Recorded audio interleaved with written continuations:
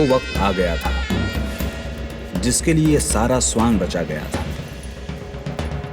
गौरी नहीं जानता था कि पृथ्वीराज को इस अखाड़े में लाना उसकी जिंदगी की सबसे बड़ी गलती थी और मेरी एक गहरी चाल, एक ऐसी चाल जिसकी रचना तो मैंने की थी, पर जिसको अपने अंजाम तक ले जाने के काबिल इस दुनिया में सिर्फ एक ही व्यक्ति था, मेरे बचपन का दोस्त पृथ्वीराज चौहान।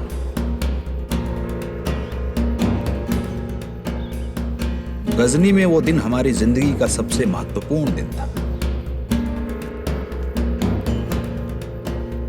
उस दिन राजा पृथ्वीराज को अपनी शूरवीरता का प्रमाण देना था और मुझे अपने शब्दों की शुद्धता का।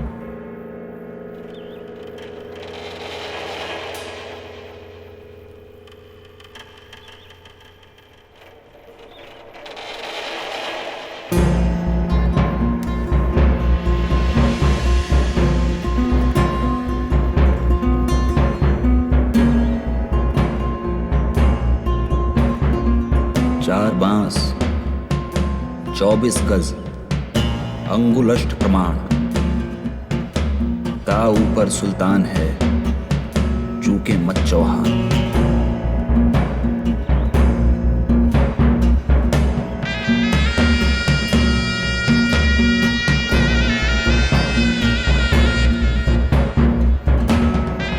अब देखना यह था कि बरसों पुराना खेल खेल में किया हमारा अभ्यास आज क्या रंग दिखाता है।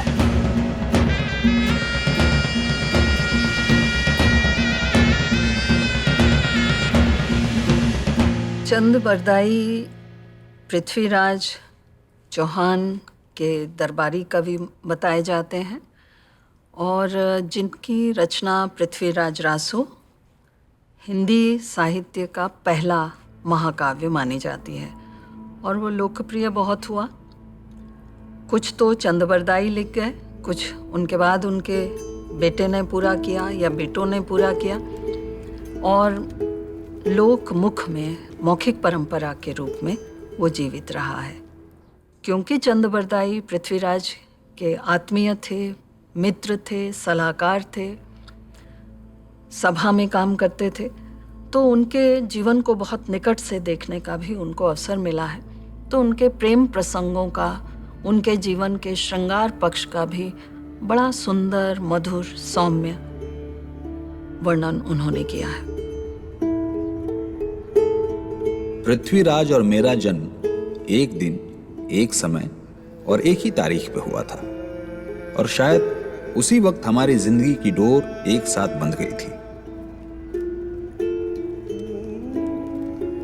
मैंने पृथ्वीराज को बचपन से बहुत करीब से देखा था और मैं बस ये चाहता था कि आने वाले युगों में लोग जाने कि पृथ्वीराज जैसे एक महान शूरवीर ने हमारे देश की धरती पर जन्म लिया था।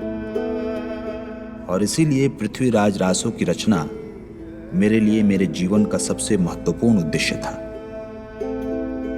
लिखने के साथ साथ मेरा एक और भी काम था, गुप्तचर का, भेष बदलकर राज्य का दौरा करके उसकी सीमाओं और प्रजा का हाल जानना।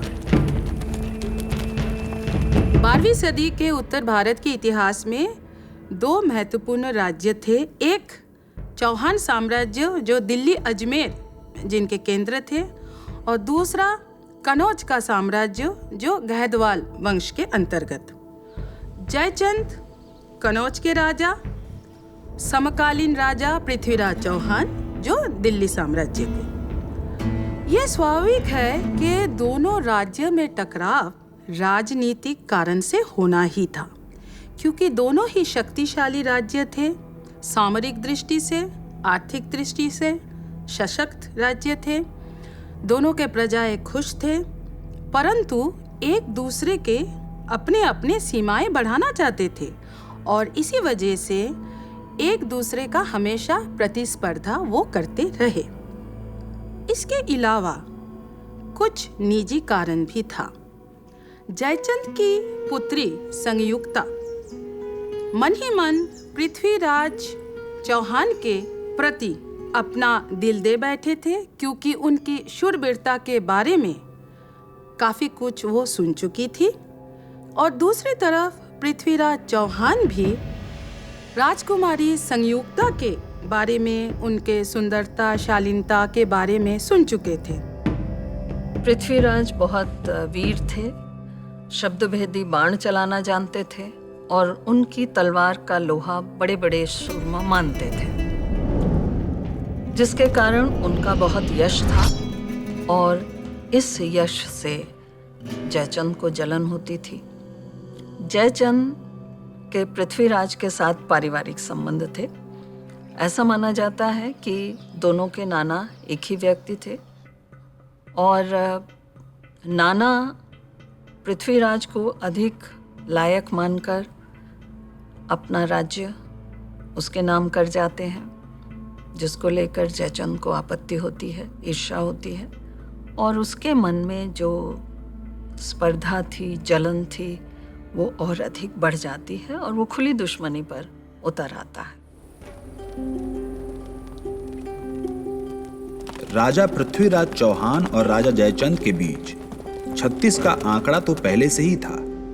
अब देखना यह था कि जयचंद के दूत ऐसा क्या संदेशा लेकर एक आंधी की तरह दिल्ली की ओर पधारे थे। कन्नौज के दूत जब दिल्ली में पहुंचे तो उनकी चाल ढाल से ऐसा लगा कि वो कोई बहुत ही महत्वपूर्ण पैगाम लाए हैं। जब पृथ्वीराज चौहान ने जानना चाहा कि कन्नौज के राजदूत दिल्ली क्यों पधारे हैं, तो सबसे प्रमुख दूत ने पृथ्वीराज को शब्दों के चादर में ढककर धमकाने की कोशिश की। पृथ्वीराज से यह कहा गया कि दिल्ली में एक आंधी आने वाली है, एक आंधी जिसे कोई भी दीवार नहीं रोक सकती थी। कन्नौज के दूत इतनी दूरी तय करके मौसम की जानकारी देने आए थे। कन्नौज में दिल्ली के प्रति बढ़ते तनाव का मौसम। यह पैगाम सिर्फ शब्दों का खेल था, लेकिन उसका मतलब पानी की तरह साफ था।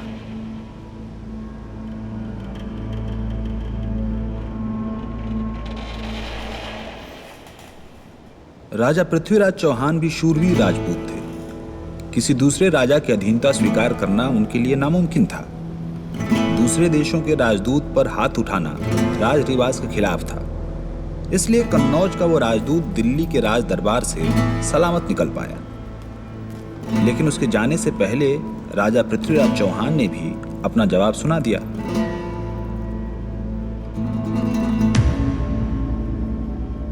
कन्नौज का राजा उनको चुनौती दे रहा था, पर राजा पृथ्वीराज चौहान भी किसी चुनौती से पीछे हटने वालों में से नहीं थे।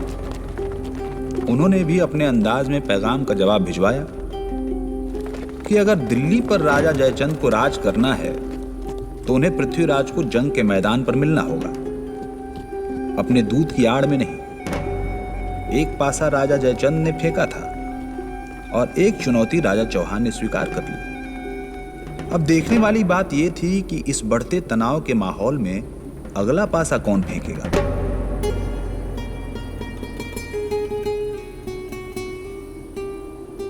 बहुत विश्वास पात्र है चंदबरदाई पृथ्वीराज चौहान का। इसके अतिरिक्त मित्र भी है, मित्र की हर तरह से सहायता करता है। जितने भी प्रणय प्रसंग पृथ्वीराज राजसों में मिलते हैं, कहीं ना कहीं उनको एक परिणाम तक पहुंचाने में चंदबरदाई ने भूमिका निभाई है। पृथ्वीराज और संयोगिता का प्रेम प्रसंग मेरे जीवन का एक बहुत ही सुंदर और महत्वपूर्ण अंग बन गया था। पृथ्वीराज अपनी भावनाओं को व्यक्त करना बखूबी जानते थे, पर उन्हें लिखना नहीं आता था। इसलिए उनकी भावनाओं को शब्दों में उतारने का बीड़ा मेरे कंधे पे था। मुझे इस कार्य में उतना ही मजा आता था जितना रासों की रचना में। ये पत्र भी तो रासों का एक अभिन्न अंग थे। एक दूसरे के प्रेम में पागल पृथ्वीराज और संयोगिता एक दूसरे से मिल तो नहीं सकते थे, पर संयोगिता के प्रिय तोते के माध्यम से उन दोनों के बीच प्रेम पत्रों का आदान प्रदान उनके प्रेम को और बढ़ा रहा था। पृथ्वीराज के गुण सुनकर, उनकी वीरता की चर्चा सुनकर संयोगिता के मन में उनके लिए आकर्षण उत्पन्न होता है।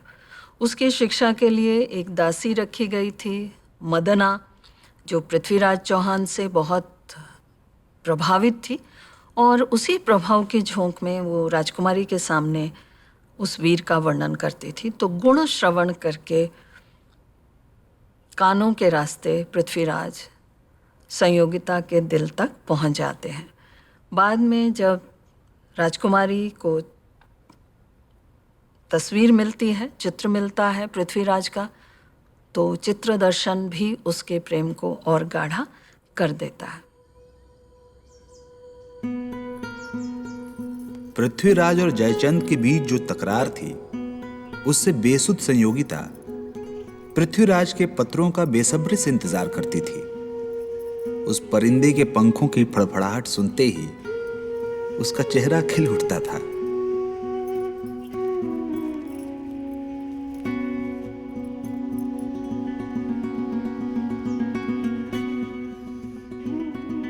शायद जैसे पृथ्वीराज का मैं मित्र था, वैसी ही घनिष्ठ मित्रता उस तोते और संयोगिता की भी थी। ये तोता एक प्रेम दूत की भूमिका बखूबी निभा रहा था। पर मेरे लिए यह जानना आवश्यक था कि इस वर्जित प्रेम का क्या परिणाम होने वाला था। रासों में पृथ्वीराज की वीरता के कारण, वीर रस, और उनके जीवन में काम भावना या विलासिता के कारण श्रृंगार रस, दोनों का भरपूर चित्रण हमें रासों में मिलता है। बल्कि ये कहना चाहिए कि वीर पृथ्वीराज युद्ध भूमि में जहाँ तलवारें टकराते होंगे, तो तलवारों की टंकार के साथ साथ महल में बजने वाली पायल की झंकार भी पृथ्वीराज रासों में उतनी ही गहराई से, सघनता से सुनाई देती है। पर संयोगिता इस सब से बेखबर पृथ्वीराज का चित्र अपने मन में बसाए उस दिन की राह देख रही थी जब पृथ्वीराज उसे लेने आएंगे। मन ही मन उसने पृथ्वीराज को अपना पति भी मान लिया था। प्रेम इतना गहरा हो गया है कि संयोगिता पृथ्वीराज चौहान के अतिरिक्त अपने पति के रूप में किसी और की कल्पना भी नहीं कर पाती, और इसीलिए महल की मर्यादा में रहते हुए भी वो उस मर्यादा को भूलकर निर्लज्ज भाव से पिता के सामने स्वीकार कर लेती है कि अपना दिल उसने पृथ्वीराज चौहान को दे दिया है और उनके अतिरिक्त वो किसी और से विवाह नहीं करेगी। इसलिए उसके स्वयंवर के विषय में वो न सोचें। हर पिता की तरह, और ऐसे पिता जो कि पृथ्वीराज को बिल्कुल पसंद नहीं करते थे, जयचंद का क्रोधित होना बहुत स्वाभाविक है। उनकी रानी भी उनसे आग्रह करती है कि बिन ब्याही बेटी को बहुत ज़्यादा दिन घर बिठाना उचित नहीं होगा, आप जल्दी से जल्दी इसका विवाह कर दीजिए और स्वयंवर की व्यवस्था कीजिए। जयचंद द्वारा संयोगिता के स्वयंवर की घोषणा ने संयोगिता का दिल तोड़ दिया। उसके पिता की राजपुताना शान उसकी खुशियों से कहीं ज्यादा महत्वपूर्ण थी।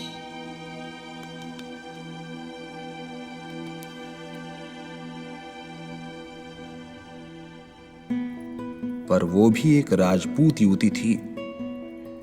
उसने हार नहीं मानी और अपने प्रेम दूत के जरिए उसने पृथ्वीराज को एक और पत्र भेजा।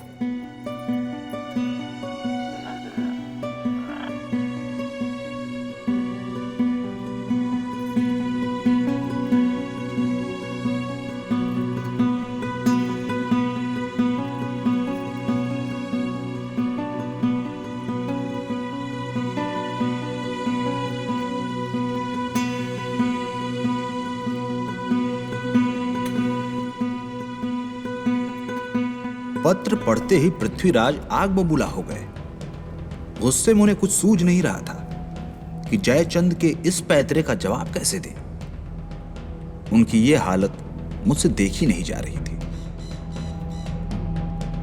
अचानक चंद बरदाई का नजर उस तोते पे पड़ी और वो मन ही मन इस आइडिया जो है इससे उन्होंने काफी प्रेरणा ली कि एक तोता एक दूत के जैसे है या गुप्तचर के जैसे हैं कि दो शत्रु राज्य के बीच एक जगह से दूसरी जगह वो पैगाम लेके जा रहा है।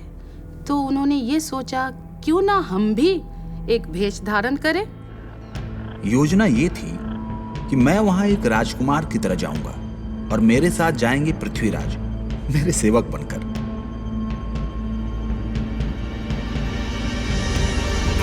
तो तुरंत ये आइडिया यानी कि इस विचार को पृथ्वीराज चौहान को उन्होंने समझाया और पृथ्वीराज चौहान ने उस पत्र का जवाब दे दिया तोते के जरिए कि मैं पहुंच जाऊंगा सैंगबर। पत्र पढ़कर संयोगिता की खुशी की कोई सीमा नहीं थी। उस पत्र में साफ साफ लिखा था कि पृथ्वीराज संयोगिता के स्वयंवर पे पधारेंगे, चाहे जयचंद की अनुमति हो या ना हो।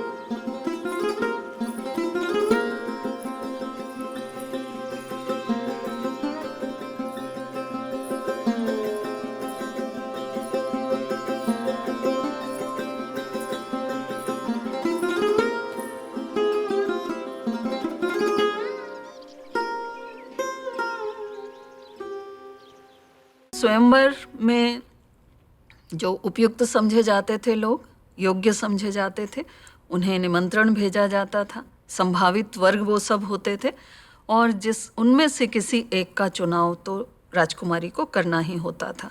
तो इस तरह से विवाह लगभग निश्चित हो जाता था।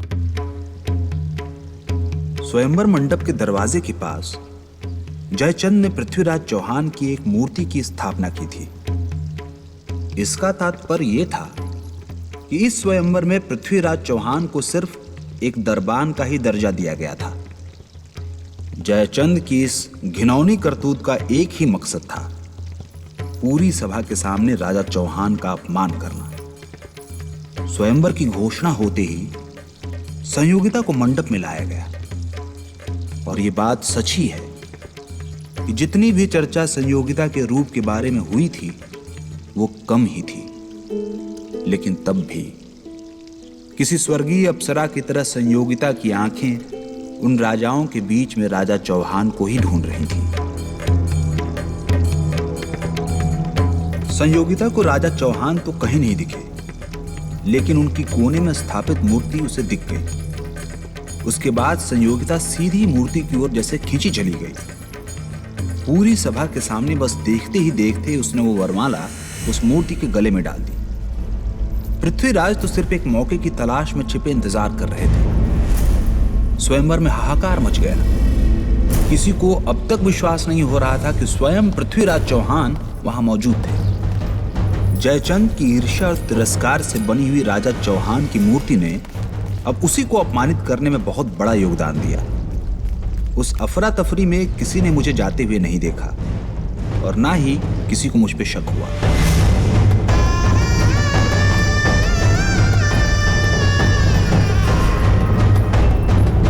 हमारी योजना सफल हुई और किसी को कानो कान खबर तक नहीं हुई कि पृथ्वीराज चौहान राजा जयचंद की नाक के नीचे 3 दिन तक रहे और अपनी प्रेमिका को उड़ा ले गए।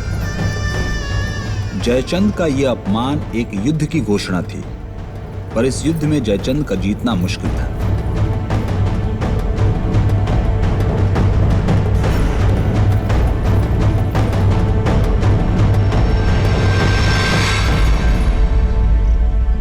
पृथ्वीराज चौहान इस युद्ध में भी वो जीत गए और कनौज के सेना हार कर वापस चले गए, भाग गए और अपने रानी संयुक्ता को लेकर वो खुशी खुशी दिल्ली पहुँचे।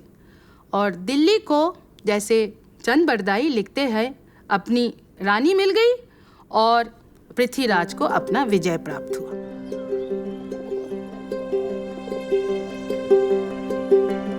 पृथ्वीराज चौहान और संयोगिता अपने विवाहित जीवन में कई महीनों तक लीन रहे। उस खुशी के माहौल में वे ये भूल गए कि खतरा अब भी टला नहीं था।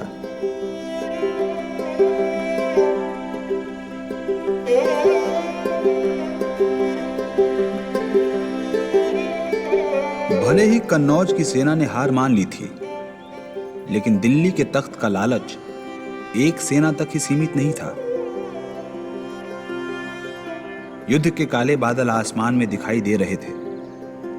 खतरे का अंदेशा हो गया था और इस बार शायद हम बहुत ज्यादा तैयार नहीं थे।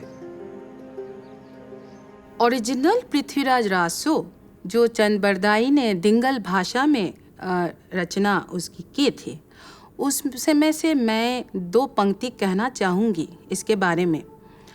आबोरन आहुति संजोग, आबोरन आहुति संजोगी, लियो पुत्री छल मागी, पुत्री को ले भागे छल से। ये ओरिजिनल दिंगल साहित्य में है।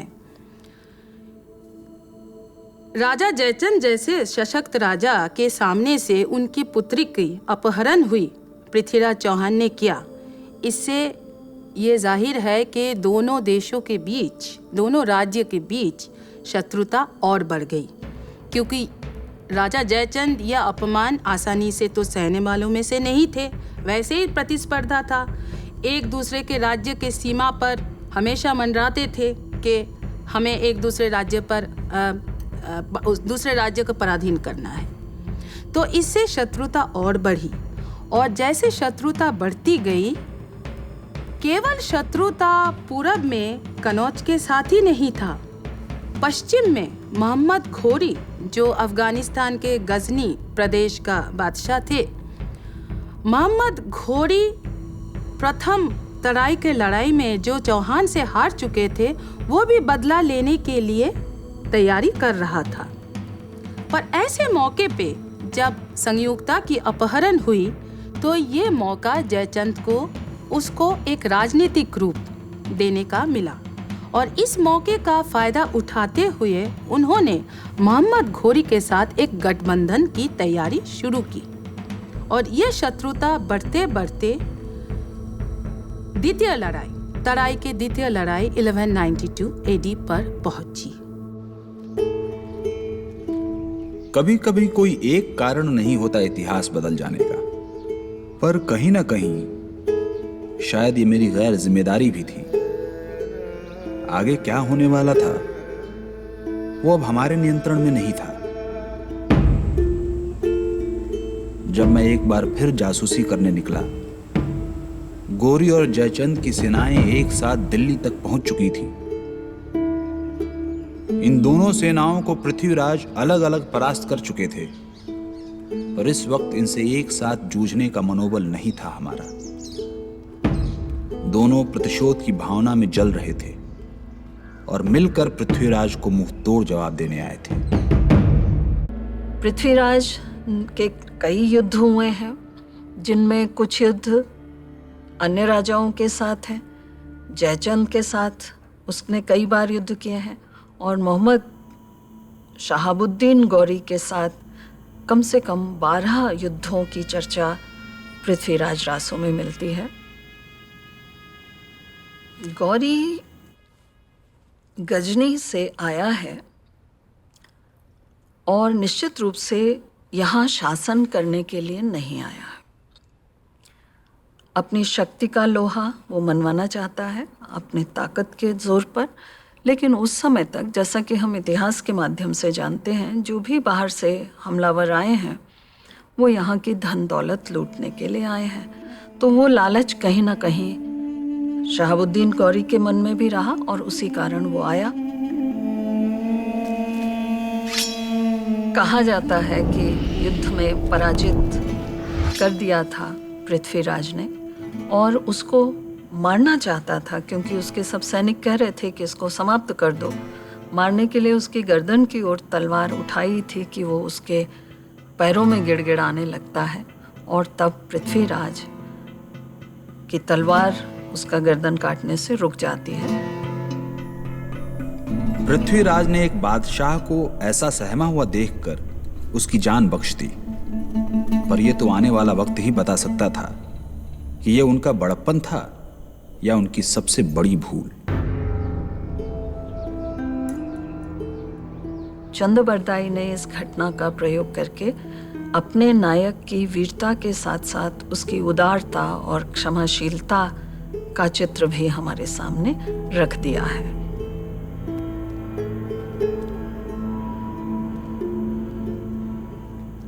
बारहवां युद्ध है जो कहा जाता है, जिसमें जयचंद का साथ देने से या विश्वासघात करने से गौरी की विजय हुई है। पृथ्वीराज के पास हाथियों की सेना थी, गौरी के पास घुड़सवार थे। तो एक द्वार पर हाथियों की सेना, जो पश्चिमी द्वार है उस पर हाथियों की सेना गौरी के सैनिकों को रोक रही है, और पीछे के घुड़सवार सैनिकों पर जयचंद की गज सेना, हाथियों की सेना आक्रमण कर देती है, और इस तरह से उन लोगों के लिए दोनों द्वारों को बचाना कठिन हो जाता है और मुंह की खानी पड़ती है पृथ्वीराज को। और आखिर में पृथ्वीराज चौहान बंदी बना लिए जाते हैं। उस समय की प्रथा ये थी कि राजपूत राजा जब युद्ध के लिए निकलते थे तो वीर गति उनका लक्ष्य होती थी, या तो जीतेंगे या स्वर्ग गति प्राप्त करेंगे। और रानियां पराजित स्थिति में दूसरे देश के विदेशी राजा के सामने नहीं पड़ना चाहती थी, क्योंकि निश्चित रूप से उनकी दुर्दशा होने वाली है। तो अपने सम्मान की रक्षा के लिए, अपने गौरव की रक्षा के लिए वो सती होना स्वीकार करती थी। रासों में चर्चा है कि इस हार के बाद, पृथ्वीराज के इस हार के बाद, संयोगिता अपनी सखियों के साथ और बाकी रानियों के साथ, दासियों के साथ जौहर कर देती है।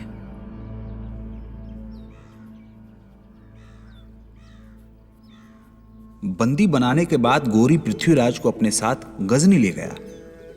हमारी पराजय के बाद कई दिन मुझे भेष बदलकर इधर उधर छुपना पड़ा।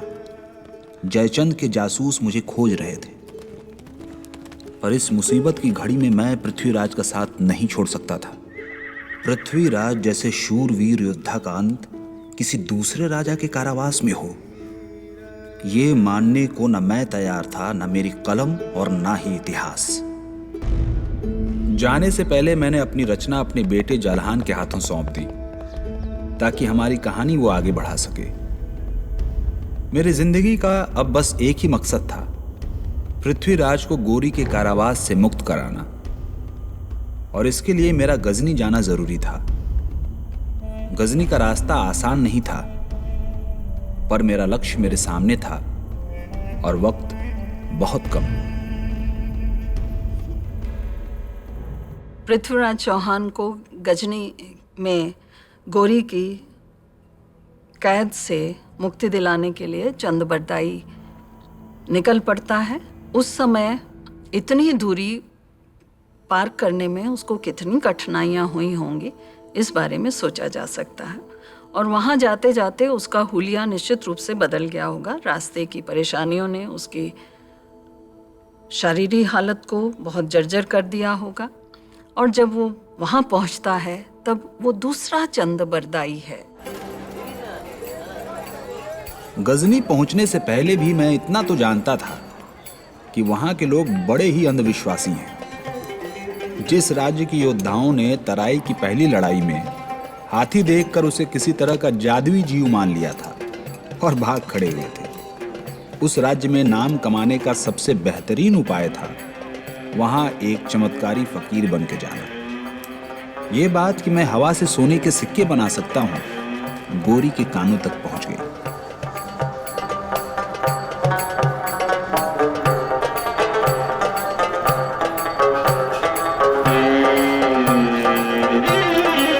लोगों को अपनी ओर आकर्षित करने के लिए वो कई तरह के कारनामे दिखाता है, अपनी ज्योतिष विद्या का इस्तेमाल करता है और ये घोषणा करता है कि वो सूरज को छुपा सकता है।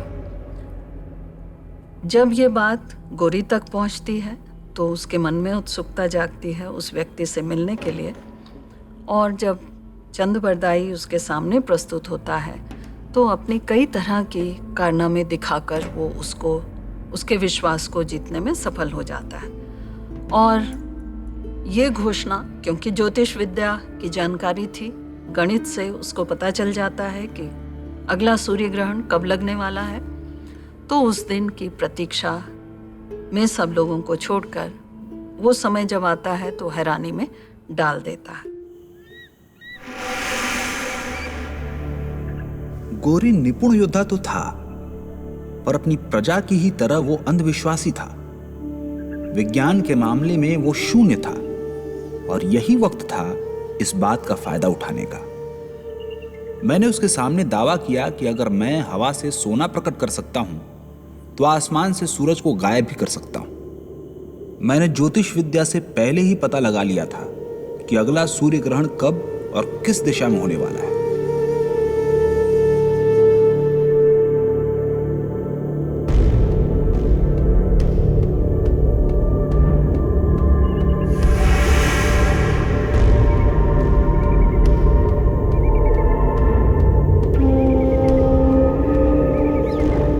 अपनी आंखों के सामने जब उसने सूर्य ग्रहण होते देखा, तब उसे विश्वास हो गया कि मैं एक बहुत ही शक्तिशाली पुरुष हूं। उसे लगा कि मैं उसकी लड़ाइयों में विजय प्राप्त कराने में उसकी मदद कर सकता हूं।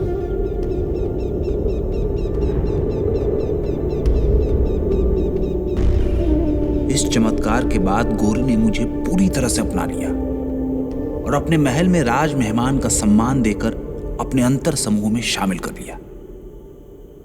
घोरी के महल तक पहुंचा, उनके दिल को जीता, उनके विश्वास के पात्र बन गए। अब दिन रात सोच रहे थे कि जिस मकसद से मैं आया हूँ वो कैसे पूरा करूँ, यानी कि अपने दोस्त और मेरा राजा पृथ्वीराज चौहान को मैं घोरी के कारावास में कैसे ढूंढूं और कैसे वहां से मुक्ति दिलाऊं। मेरा गजनी जाने का मुख्य उद्देश्य था पृथ्वीराज चौहान को गोरी की गिरफ्त से छुड़ाना। राज मेहमान होने के नाते मैं जब चाहूं, जहां चाहूं जा सकता था, लेकिन कारावास में बंद कैदियों से मिलने की इजाजत मुझे नहीं थी। पर मैं पृथ्वीराज को देखने के लिए व्याकुल था। मैं काल कोठरियों के पास जाकर ब्रज भाषा में गीत गाया करता था, जो सिर्फ मेरा पृथ्वी ही समझ सकता था। और उस दिन तो दिल्ली के भाषा में, यानी कि जनता के भाषा में, वो गाना गाने लग गए। एक फकीर जैसे गाता रहता है, अल्लाह के नाम पे या भगवान के नाम पे गाना गाने लग गए। और कारावास के बाहर से, जहाँ से खिड़कियाँ छोटी छोटी थी जिसके अंदर बंदी लोग थे, चलने लग गए। अचानक एक घायल हाथ उनके एक पैर को पकड़ लिए। ये दृश्य बहुत ही सुंदर रूप से, जिसे कहते हैं कि दिल को भेद करता है, जो भी इसको सुनता है या पढ़ता है। हाथ उसको पकड़ लिया, एक पैर को, और अब समझ गए चंदबरदाई कि ये कौन था। मुझे मेरा दोस्त मिल गया, मेरा पृथ्वी। पर गोरी की घृणा इतनी ज्यादा होगी ये मैंने कभी नहीं सोचा था। उसकी क्रूरता और दुष्टता के इस नमूने से मुझे बहुत दुख पहुंचा। पृथ्वी ने कहा कि वो यहां से भागना नहीं चाहता, वो सिर्फ गोरी से इस अपमान का बदला लेना चाहता है और मुझे उसकी मदद करनी ही होगी। मैंने वचन दिया कि मैं ये काम करने में उसकी सहायता अवश्य करूंगा कि तभी गोरी के सैनिकों की आवाज सुनाई दी और मुझे वहां से जाना पड़ा।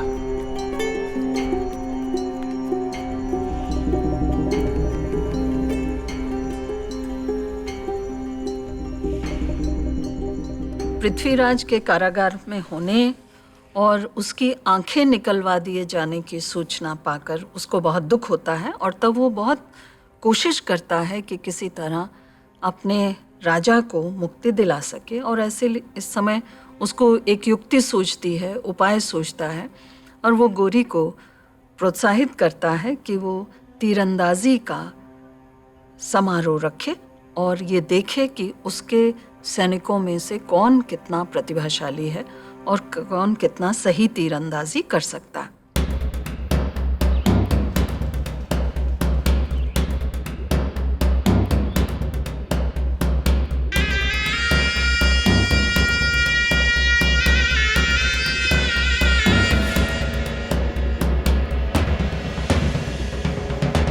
मेरी योजना के अनुसार तीरंदाजी शुरू हुई।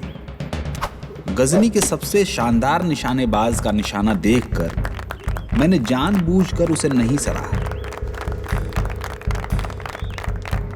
गोरी को यह बात बहुत खटकी।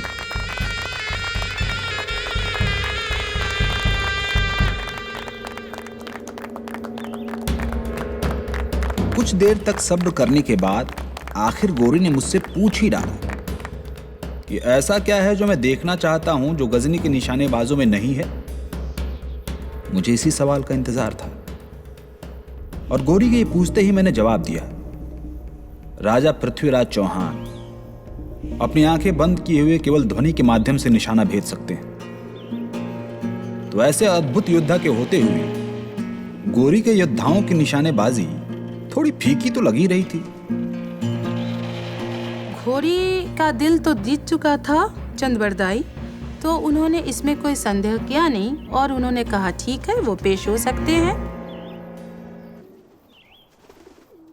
मोहम्मद गोरी की सभा में ये मेरी आखिरी चाल थी। एक ऐसी चाल जिसकी रचना दिल्ली में हुई थी और अंजाम अंत में गजनी में होने वाला था। गोरी को यह मालूम नहीं था कि पृथ्वीराज और मैंने दिल्ली में रहते हुए निशानेबाजी का एक अनोखा प्रयोग किया था, जहां मैं पृथ्वीराज को निशाने का केवल एक जुबानी नाप देता था और पृथ्वीराज उसी नाप को सुनकर उसी अनुसार अपने निशाने को भेजते थे।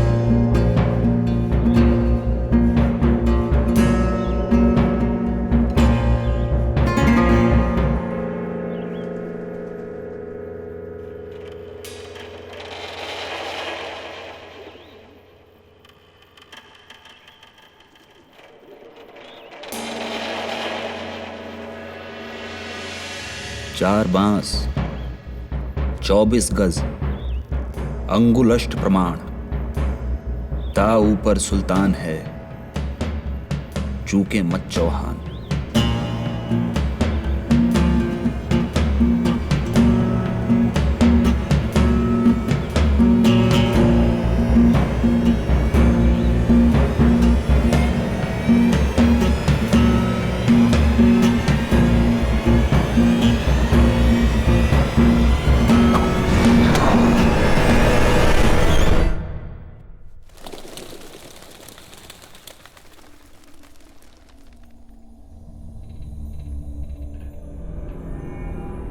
इसका माने ऐसा है कि नापो 4 बांस, उसके आगे 24 गज की नाप है, उसके आगे 8 अंगुलियों की नाप है, 8 अंगुल अष्ट प्रमाण, ता ऊपर सुल्तान, उसके ऊपर सुल्तान बैठे हैं चूको मत चौहान। जैसे उन्होंने तीर चलाया, बिल्कुल निशाने पे पृथ्वीराज चौहान की तीर लगी, यानी कि मोहम्मद घोरी के गले पर, और वो बिल्कुल धराशायी हुए और तुरंत उसकी मौत हो गई। और बाद में जब दोनों बंदी गृह में जाते हैं तो एक दूसरे को छुरा मारकर दोनों की जीवन लीला को समाप्त कर देते हैं, क्योंकि वो जानते हैं कि अंतिम परिणति क्या होगी। तो इस तरह से अपने स्वामी को, अपने राजा को और जलील होने से चंद्रबरदाई बचाकर अपने जीवन का भी उत्सर्ग कर देते हैं। और इसीलिए उनका इतना नाम है कि स्वामी भक्त होने से भी अधिक स्वामी के गौरव की रक्षा करने की वो कोशिश करते हैं। उसको शारीरिक तौर पर आज़ाद नहीं कर पाते, लेकिन शरीर से आज़ाद करके उसके गौरव और आत्मसम्मान की रक्षा ज़रूर कर लेते हैं। रासों में एक जगह जिक्र आता है, इक दीह उत्पन्न इक दीह समाय क्रम, जिसका अर्थ ये निकाला जाता है कि पृथ्वीराज चौहान और चंद्रबरदाई का जन्म एक ही दिन हुआ और मृत्यु का समय भी एक ही है। अजीब लग सकता है, लेकिन होना असंभव भी नहीं है, जैसा कि रासों की कहानी से हम जानते हैं। पृथ्वीराज और मेरे जीवन का अंत हुआ, पर हमारी गाथा पीढ़ी दर पीढ़ी राजस्थान में सुनाई गई। कई जिंदगियां ऐसी होती हैं जिन्हें वक्त की धूल धुंधला नहीं पाती, और वो कभी याद बनके, कभी दास्तान बनके कहीं न कहीं जिंदा रहती हैं।